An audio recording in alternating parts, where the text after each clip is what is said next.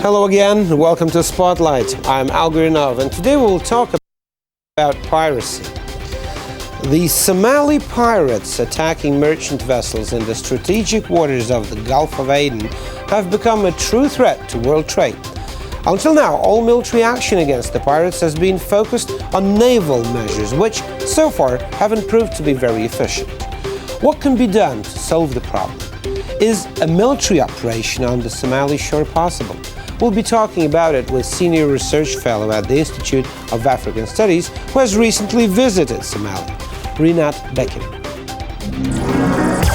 The situation with the capturing of international ships by pirates in Somali waters is worsening each day. According to the UN, Somali pirates have attacked more than 120 vessels so far this year, resulting in the seizure of 39 vessels and the capture of at least 600 merchant sailors. According to a recent report by the UN Secretary-General Ban Ki-moon to the UN Security Council, pirates made up to $30 million in ransoms this year. The UN Secretary Council has also adopted a British proposed resolution on tougher sanctions against Somalia over the country's failure to prevent a surge in piracy at sea. The EU launched a British-led anti-piracy armada near the coast of Somalia in Europe's first joint naval operation on December the 8th. Renat Bekkin, a senior research fellow at the Institute of African Studies at the Russian Academy of Sciences, who has recently visited Somali, is our guest in the studio today to discuss the situation.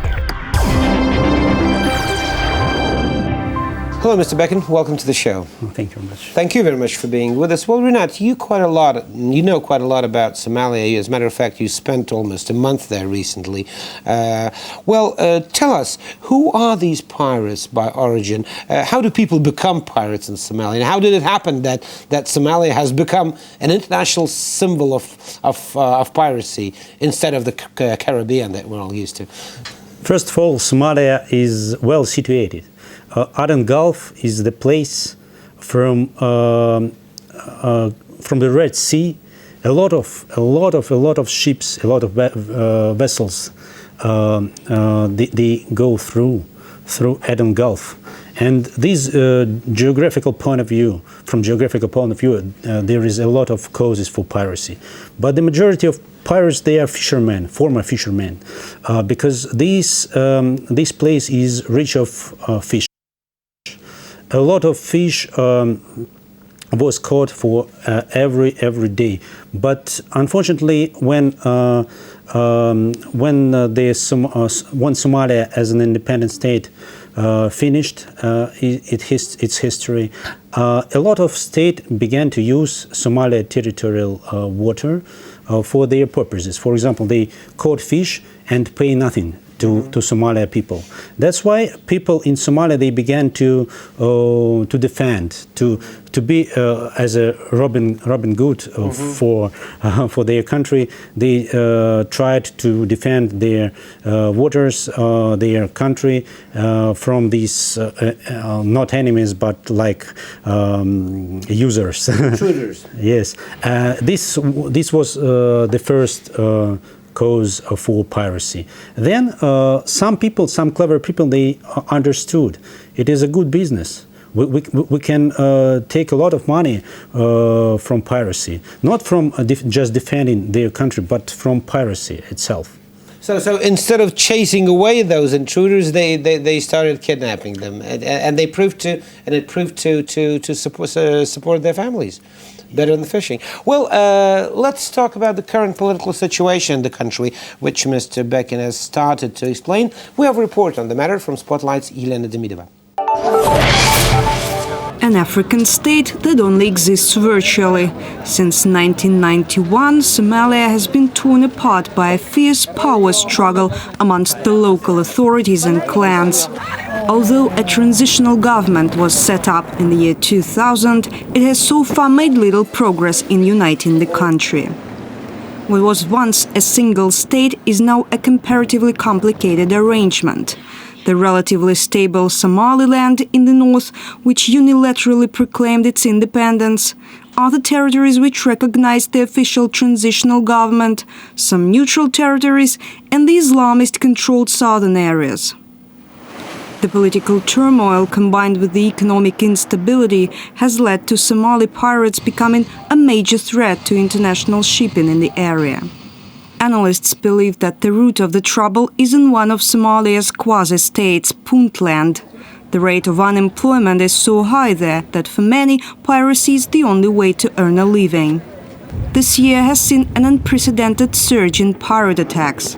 Still, the official government of Somalia is so weak that even if caught, pirates usually go unpunished. Piracy is actually what people do there to earn their living. How big a fleet should it take to really secure the safety in the Somali and the environment waters? The UN tries to help people there, but it failed indeed, because one of the main problem is not only on the land, on the sea, but just for example drought. Sometimes there is a strong drought in Africa, in Somalia, and people need food. Unfortunately, international organizations, they can't help people because they are very bureaucratic, and they when they send this food, they don't need it anymore. So to solve the problem is to help Somali people to unite. If you want to fight the piracy, you should help them, Somali people, to unite. So it's actually political measures, not military measures, that are neaded to military, fight piracy. Because you're talking about fighting the roots of the piracy. Yeah, right? Roots. Okay, well, but their main goals is robbery, ransom, making money, making business, as you said, because just ordinary people, peasants and fishermen, become pirates to earn money. But is there a political agenda in what they do, or none at all? There is no any politics. The pirates themselves, they stressed they are not Islamists, they are not politicians, they just earn money, they just need money and nothing more. So to solve the problem, there are some forces in Somalia who can solve the problem of a uniting country. For example, some representatives of Islamist movement, they told that they can fight piracy, but unfortunately, Ethiopia and the US, they don't want to see Islamists in the power. That's why now we have only one force which can unite the country. It's Islamists. All the Islamist movements, not only radical Islamists, but all the Islamist movement, they can unite the country. Well, Somalia's ambassador to Russia, Mr. Mohammed Mahmoud Handuleh, told us he wouldn't advise a trip to Somalia at the moment. It's really dangerous today in certain parts of Somalia. If international aid organizations go there, we provide them with security guards. They also have the right to use their own security forces. I wouldn't say that it's safe in Somalia, although the dangers are a bit exaggerated in the media. We are looking for a solution suitable for Somalia. You know that Somalians are one nation, united by one language and one religion. Nevertheless, we decided to be a federal state. It's a kind of experiment, totally new for the world, when a single nation becomes a federal state with really strong local authorities. As we heard, Somalia's ambassador says that his country is not a number of breakaway regions, but a single federal state in the making. Mr. Bekkin, do you believe that there really is a chance that the statehood is restored in Somalia? I think we can see the example of Somaliland. Somaliland is an really independent state, but it is this in the north of Somalia. It is former British colony Somaliland, British Somaliland.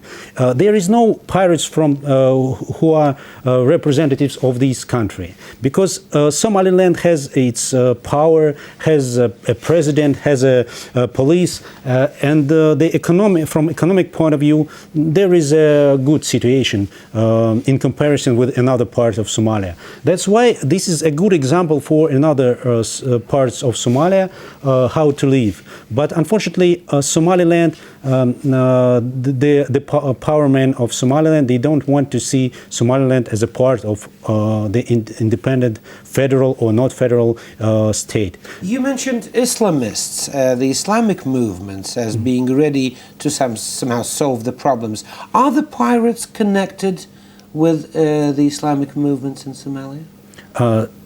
I don't have such information, but we can see from the news that some Islamist movement it stressed it is against the piracy, because pirates also took and caught some. They captured the Saudi tanker. Saudi tanker. Here. And there are a lot of, I think, there are supporters of Islamists in Saudi Arabia. That's why I don't think the majority of Islamists, they support pirates, because they have different ways of understanding how to live in the future Somali state. Do you think that radical Islamic groups can use the practices of the pirates? Of course, you mean for political reasons? For political reasons, yes, to politicize the whole thing. It proves effective, does it?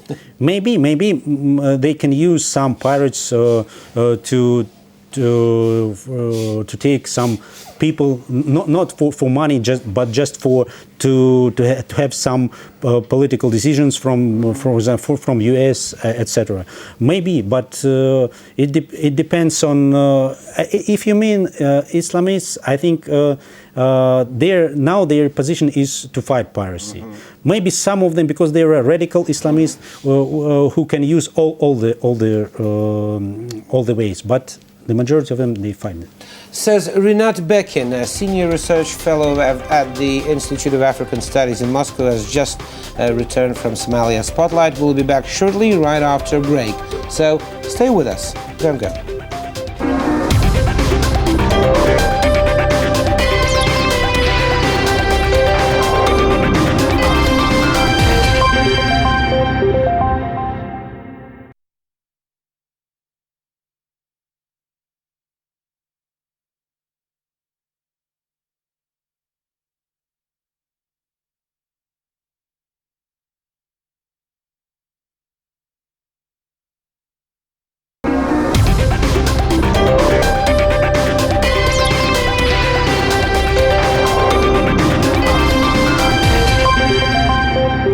Welcome back to Spotlight. I'm Gurnov, and just a reminder that our guest today is Renat Bekkin. He's from the Moscow-based Institute for Africa Studies. He's just back from Somalia, and we're talking about piracy and how to fight piracy, what can be done. You mentioned, Renat, that the naval operations conducted at the moment, they can help, but they can't solve the problem because they won't fight the roots of this problem.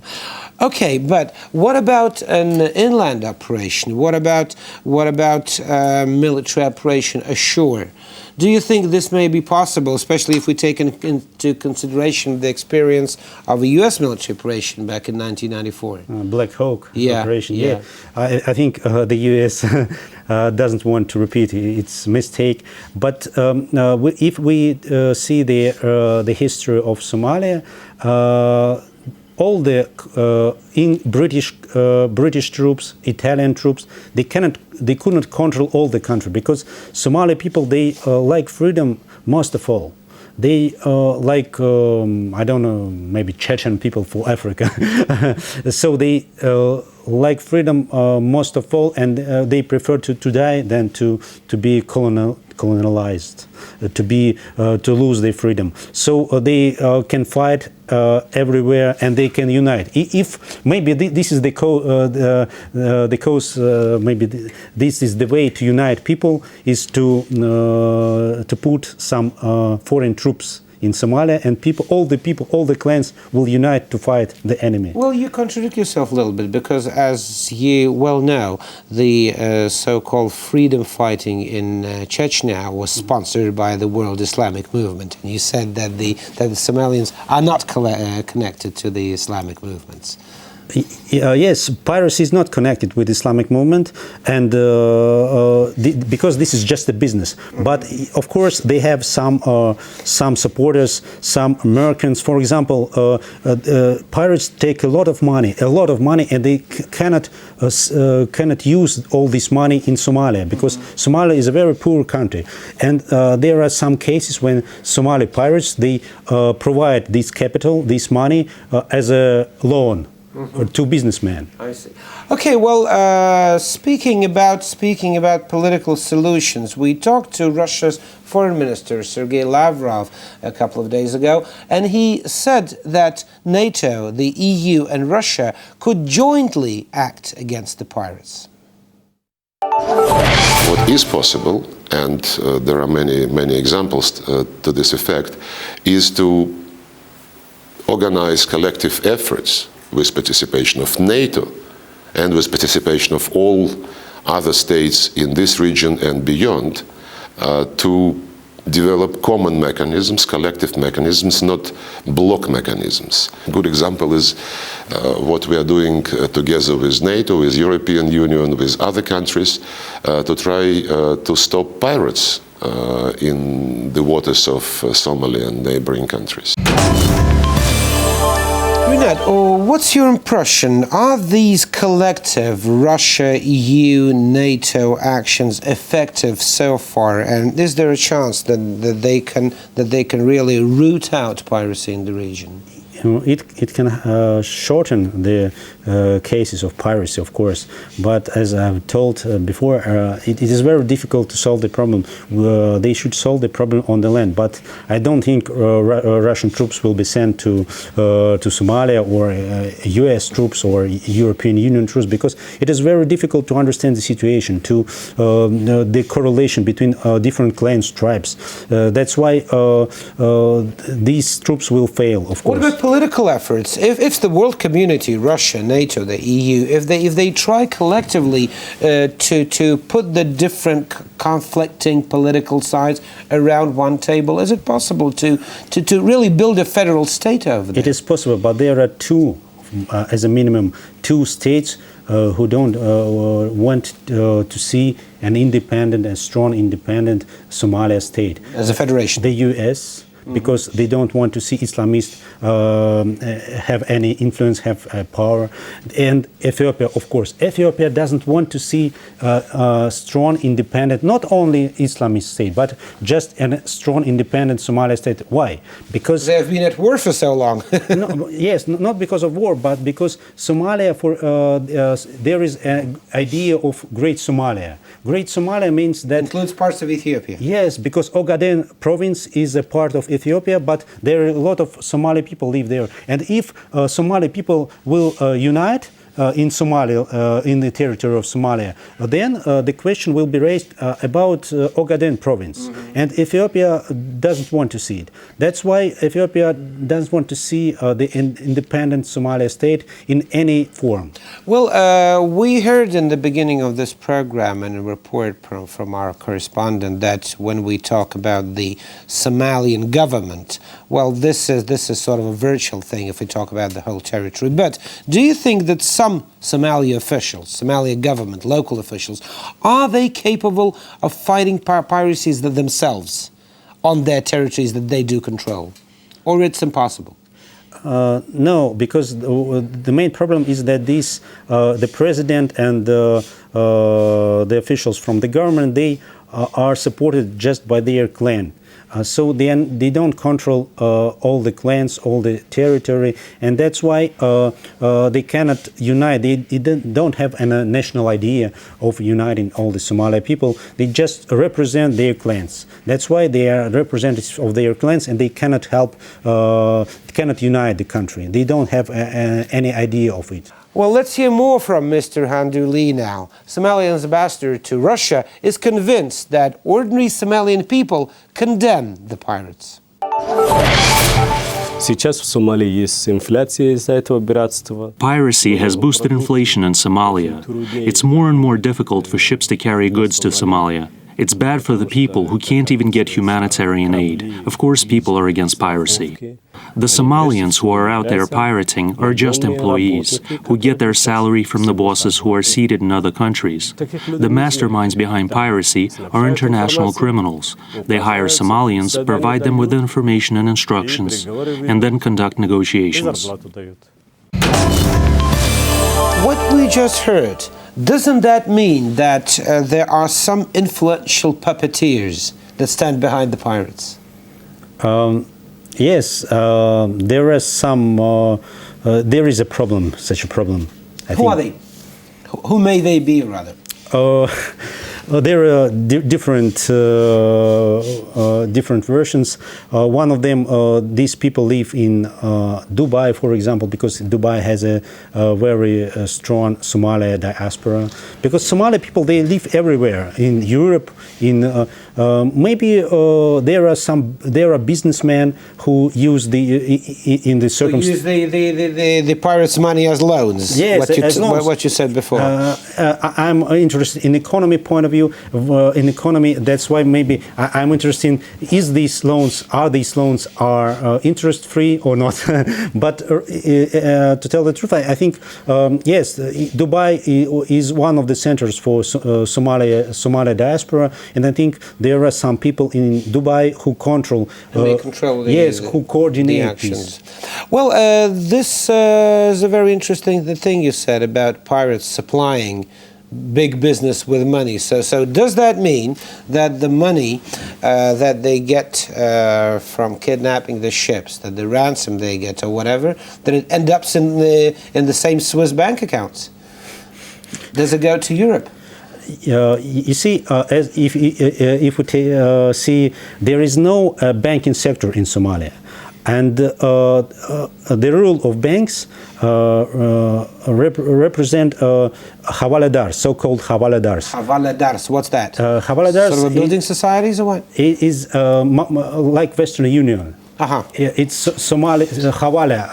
The word havala means transfer of money. Transfer money system. And this havala business is a very, very strong business. And the richest building for example, in Somaliland, in Hargeisa, and in many other cities in Somalia is the building, the office of havaladars. So if I earn some money, if I'm a pirate or whoever, I don't. Instead of taking it to a bank, I take it to that havaladar, and they transfer it where? To Switzerland? Everywhere, to Dubai, to London, to anywhere. And put them in banks in other countries. Yes, because havaladars, they have a license in every country. It's a legal system, but it can transfer a lot of money. Well, this is very logical. If piracy and multi-million ransom is the main business in Somalia, then money transfer to London, American, and Swiss banks should be the main business in the banking sector, the main financial instrument. Yeah, this is logical. Yes, and there is no control in the airport. For example, there is no any scanning. Just a policeman just opens you luggage. See. Oh, everything is okay. Goodbye. So you can also take it with you. so you can ship a lot of cash out of the country. Yeah. And how else do the pirates spend their money? Because they get millions. Like we see a couple of dozens of guys capturing a ship, and then we hear that they got like 20 million pounds of ransom. What do they do with them? As I have told, these havaladars, they are as a banks, so they can open a deposit, for example, deposits, services. So you can put some money, and you, for example, you send it to London, and your friend in London, he cannot spend all this money. And when I bring my money to this havaladar, nobody asked me how I earned it, of course, yes. And when Havaladar sends the money to London, it's already legal because it's come through a legal institution. Is that right? No. So this is how the money is legalized. Maybe in London, some officials can ask why so big sum of money were transferred. But really, for example, Dubai, you can transfer this money. You can open a deposit. So there is no problem to use this money. Thank you. Thank you very much. Just a reminder that our guest today was Renat Bekkin, a Senior Research Fellow at the Institute of African Studies, who has just came back from a visit to Somalia. That's it for now from all of us here. We'll be back tomorrow with more first-hand comments on what's going on in and outside Russia. Until then, take care, and remember that RT stands for Russia Today.